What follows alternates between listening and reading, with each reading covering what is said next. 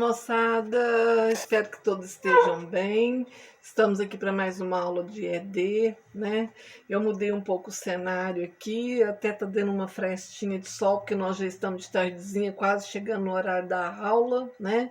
Mas depois eu quero dar uma incrementada aqui para a gente fazer uma coisa mais bacana.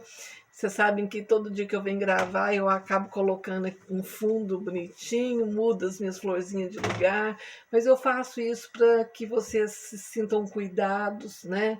Que a gente sempre vem com muito amor, muito carinho nessas aulas, tá? Bom, a aula passada, até queria comentar uma coisa antes. Ontem eu mandei uma apostila, que foi a apostila 25, que é referente à aula de hoje. Depois eu até encaminhei a 24. E nós estamos com um vídeo e aula desencontrados. Eu quero falar sobre isso porque tem algumas pessoas com dúvida. Então, hoje nós estamos mandando a apostila 25, mas o vídeo é o número 26. É porque na aula que nós fizemos por vídeo do ensaio do Ailton Krenak, não teve apostila.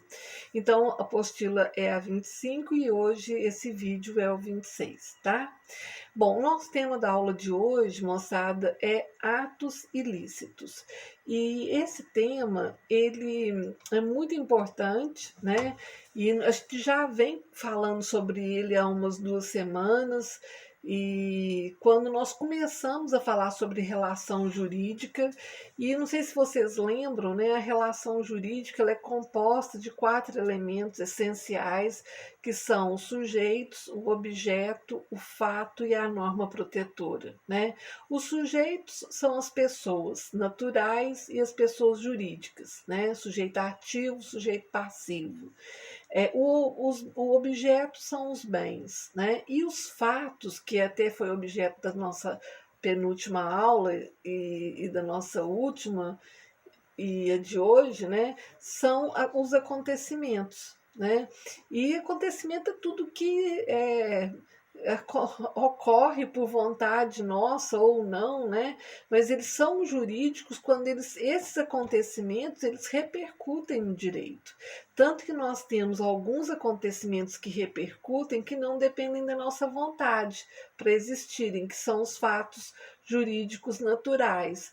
E os fatos jurídicos humanos são aqueles que dependem da nossa vontade, a gente faz com que ele aconteça. Então, por exemplo, quando eu vou fazer um testamento, é um acontecimento que eu faço existir, né?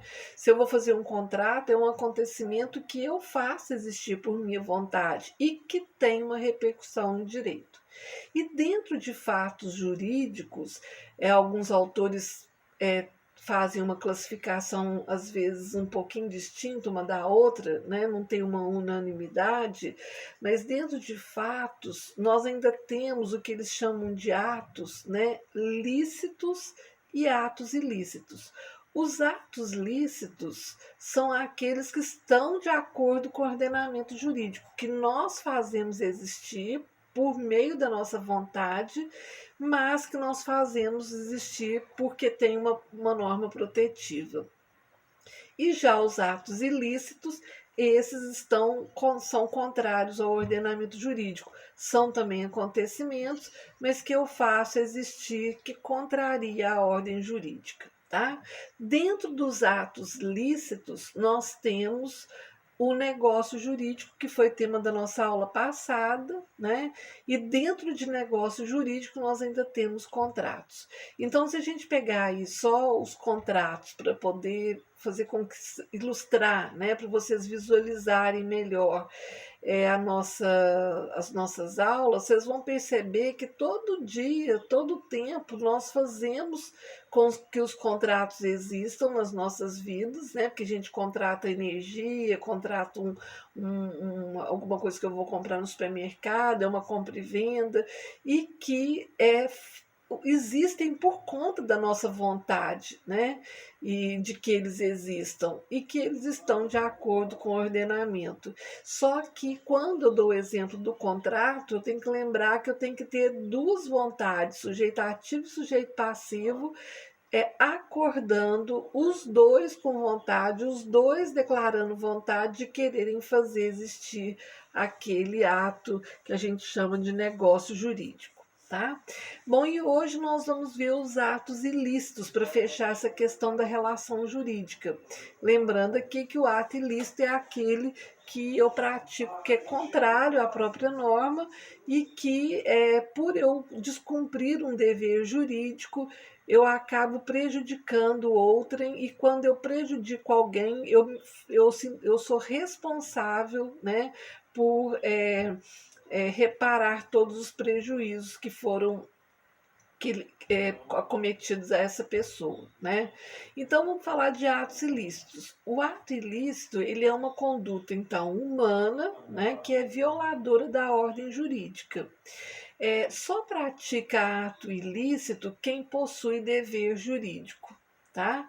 Então a ilicitude ela implica aí sempre a lesão de um direito, né, por quebra de um dever jurídico. Então eu faço um ato acontecer contrário a uma norma e aí surge para mim um dever jurídico por conta da lesão que o outro sofreu, um dever de reparar esse prejuízo, de responsabilizar-me, né, pelo ato ilícito praticado por mim. Tá? Então, como espécie, né, do gênero fato jurídico, o ato ilícito também cria, modifica, né, ou extingue aí uma nova relação jurídica.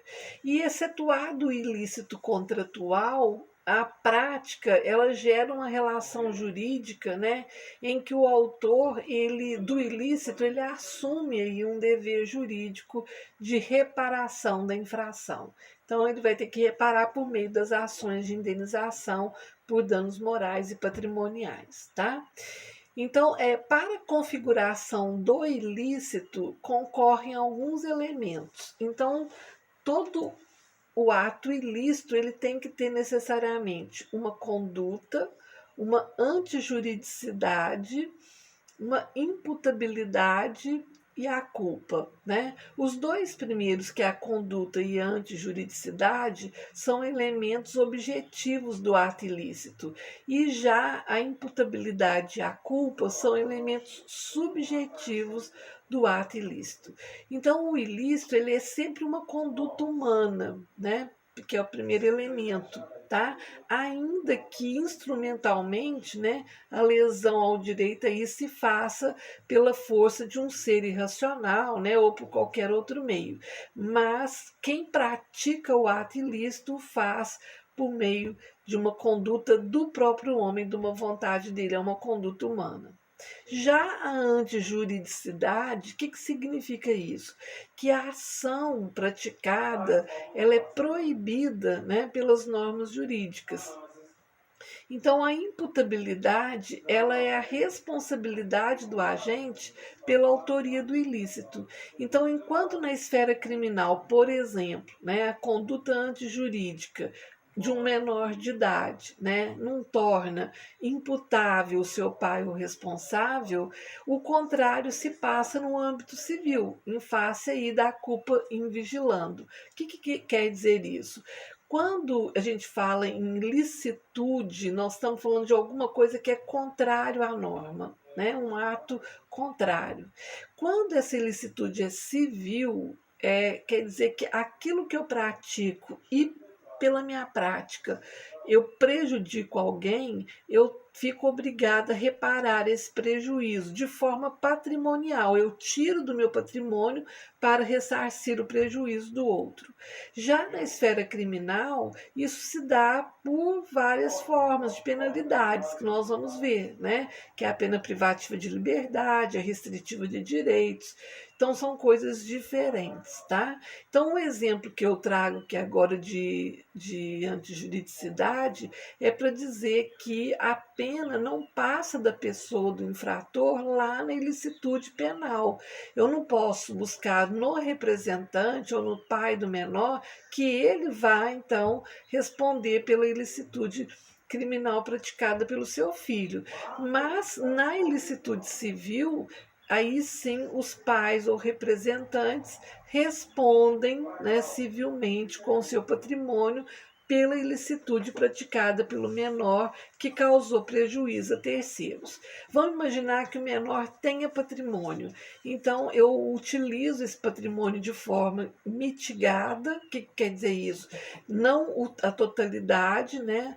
Eu deixo um pouco desse quantum para que o menor possa, né, é, ter os seus meios de subsistência, e quando o menor não tem, então eu busco todo o patrimônio do seu representante ou dos seus pais para ressarcir os prejuízos, tá?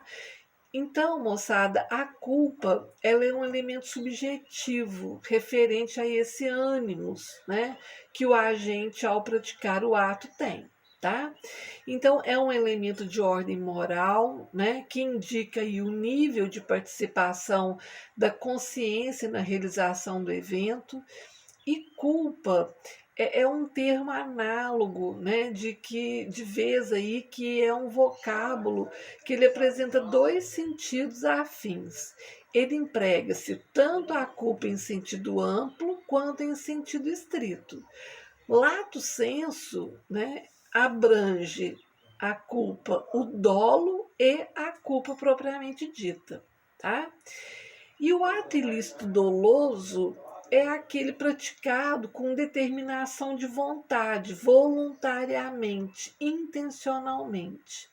E já no ato culposo, eu não verifico o propósito deliberado da realização do ato ilícito. A responsabilidade, ela vai derivar de uma conduta que é imprópria do agente, né? Que podendo evitar aí a ocorrência do fato, que é previsível, não faz, tá?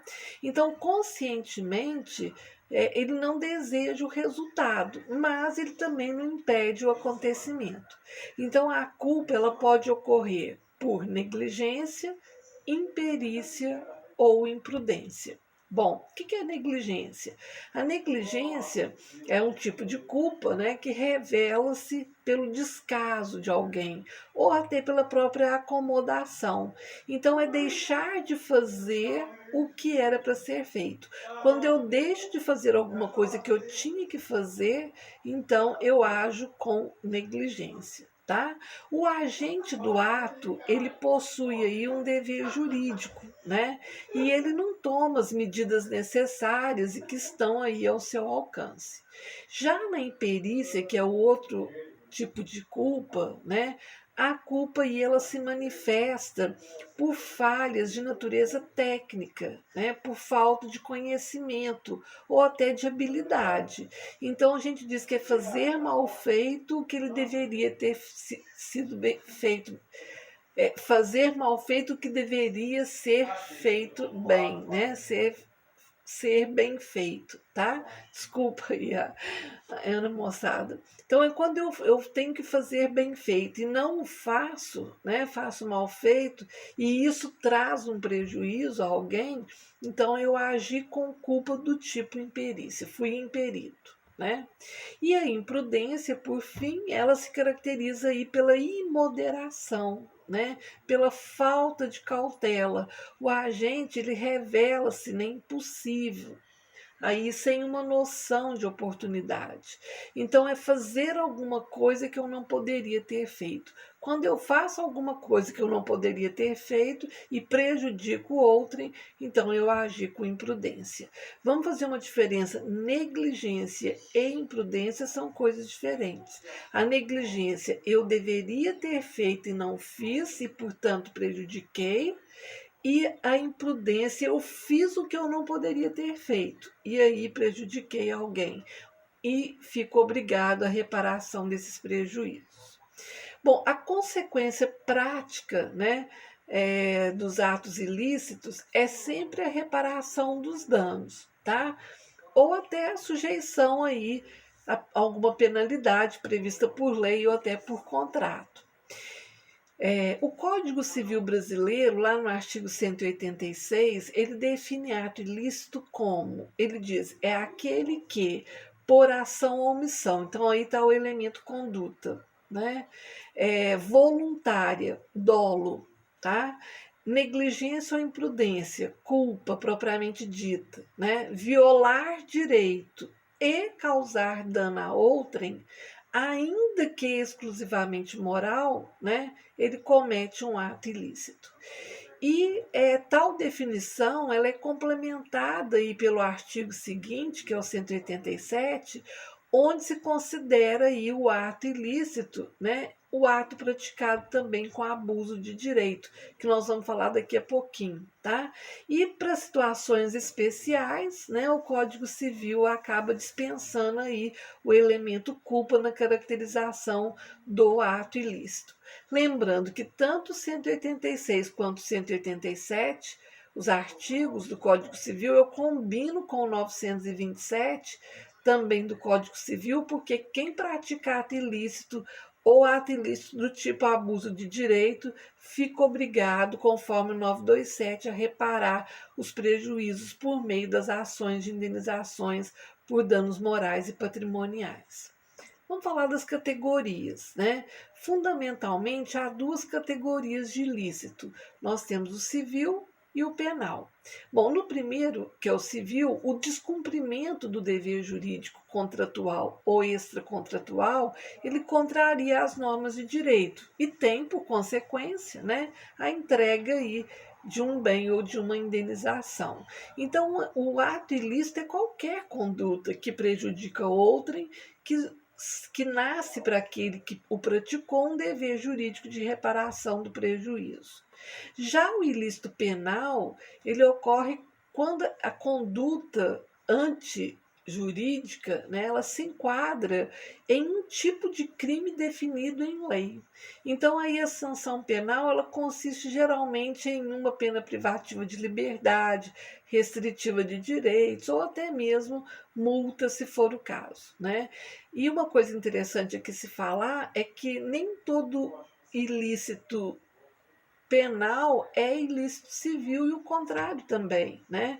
Nós temos muitos ilícitos que são apenas civis e que não são tipificados como ilícitos penais, porque não tem previsão dentro do Código Penal como crime, tá?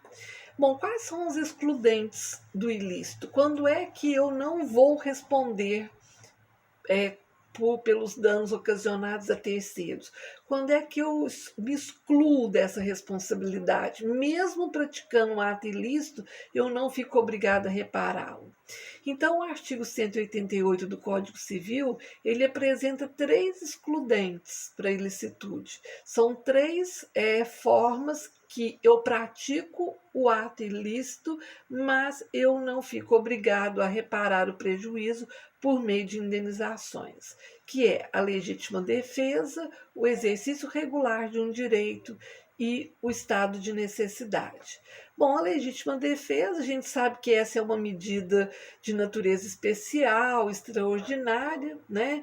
Pois o caminho natural aí para a defesa dos direitos é a via judicial, e a atualidade, né, ou iminência, né, de uma agressão injusta não comporta aí ou admite quaisquer gestões, né?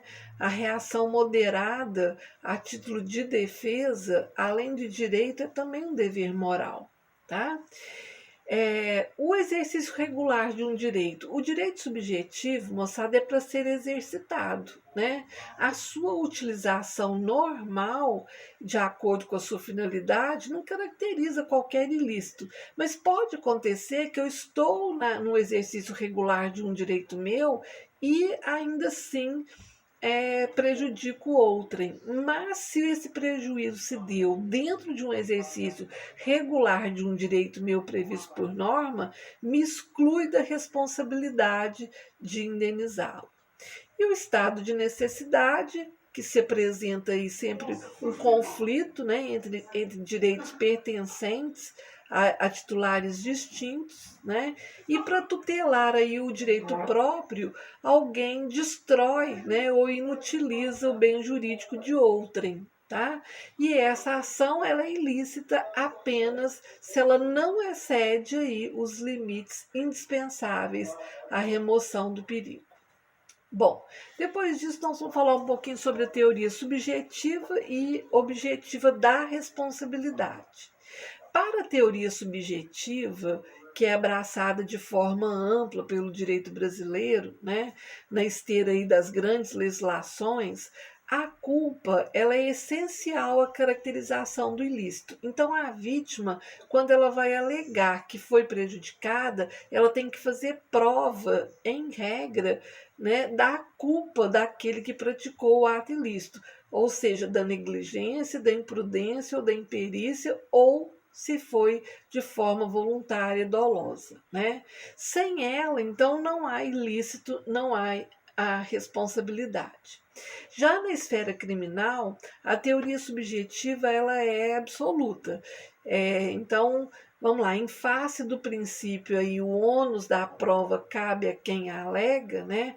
A vítima é quem possui aí o encargo de provar a culpa do infrator a fim de obter aí a reparação do seu direito. Tá? Por isso que a vítima tem que fazer prova daquilo que ela está alegando. Se ela alegar que ele foi culpado da lesão que ele sofreu, porque ele foi imperito, ele tem que fazer prova da imperícia, ele tem que fazer prova da imprudência, tem que fazer prova da negligência, tem que fazer prova do dolo, a não ser que essa pessoa que praticou o ato se enquadre em uma das excludentes, que é o estado de necessidade, exercício regular de um direito ou a legítima defesa.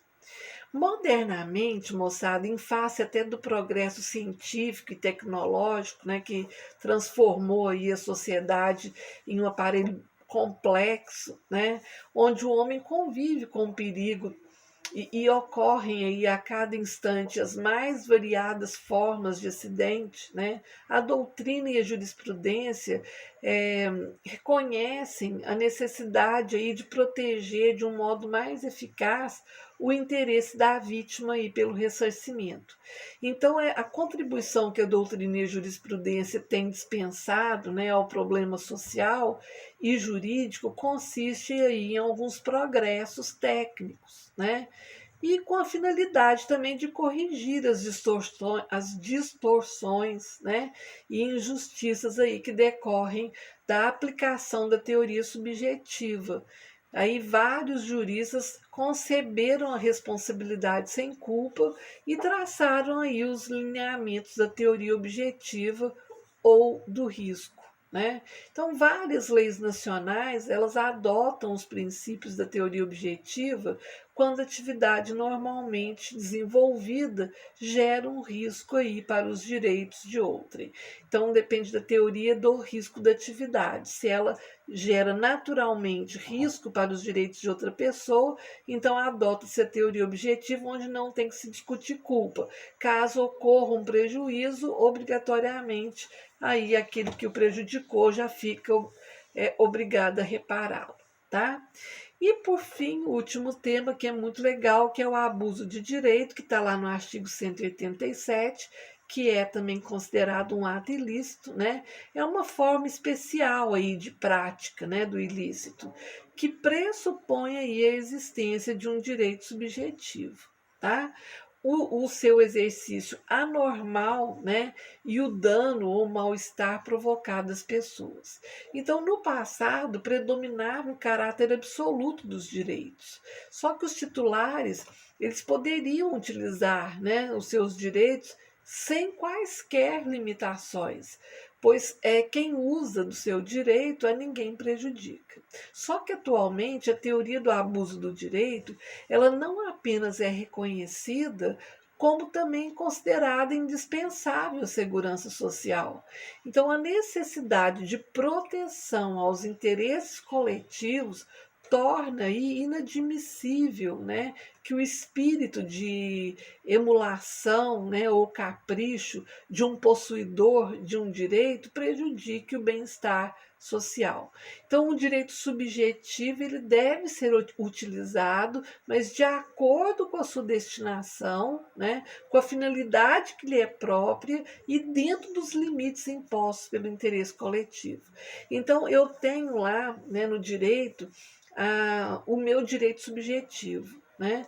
São normas que trazem direitos que eu posso exercê-los, mas eu tenho um limite no exercício desses direitos. Toda vez que eu extrapolo esses limites e prejudico o outro por conta da extrapolação desses limites, eu pratico também um ato ilícito chamado de abuso de direito, e quem pratica o abuso de direito, conforme o 927, fica obrigado à reparação por danos morais e patrimoniais ou outros danos que ocorrerem, certo? Então ficamos por aqui, moçada. Muito obrigada, viu? Muita saudade. Sexta-feira a gente volta com um tema que é a enciclopédia jurídica. E eu acredito que a gente fecha aí, né, os nossos temas do semestre. Depois a gente vem com algumas aulas temáticas e já com a proposta da avaliação que vai corresponder à nota da prova, tá bom? Então, fiquem bem. Tenho muito orgulho de vocês, muito orgulho de ser professora de vocês e muito orgulho de ser Factus. Um beijo, até mais.